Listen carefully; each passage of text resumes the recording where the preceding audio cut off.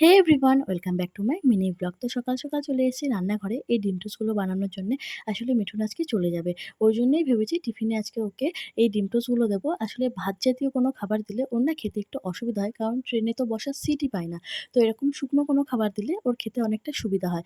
আর ও tiffin নিয়ে যেতেও চায় না, কিন্তু এতটা দূর জার্নি করে ওই জন্য আমি জোর করে দিয়ে দিই, কারণ না খেয়ে এতটা দূর যাওয়া খুবই কষ্টকর। তো যাই হোক, তারপরে মা বাটা মাছ এনেছিল বাজার থেকে, ওইগুলো আমি ভাজছিলাম। আর আগের দিন আমার হাতটা রান্না করতে গিয়ে পুড়ে গেছে। তো আমার রান্না করতে গেলে হয় হাতটা পুড়ে যাবে আর না হলে কোনো জিনিস পড়ে যাবে। এরপরে পাড়াতে একটা কাকু এসেছিল যে রিজনেবল প্রাইসের মধ্যে অনেক দরকারি জিনিস বিক্রি করছিল। ওই জন্য আমি একটা টিফিন বক্স নিলাম। আর বাড়ির থেকে আসার সময় মিঠুনের হাত থেকে শাশুমা সিমাই রান্না করার সমস্ত জিনিস পাঠিয়ে দিয়েছে।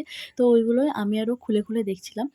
আর আগের দিন মিঠুনের নামে পুজো দিয়েছিলাম, ওই প্রসাদটাও রেখে দিয়েছিলাম, তো ওকে দিলাম। আর দেখেছো মিষ্টি পেলে কতটা খুশি, ওকে মিষ্টি দিলেই ও খুশি হয়ে যায়। তো সেকেন্ড পার্টটা খুব তাড়াতাড়ি আসছে, ততক্ষণের জন্য স্টে টিউন।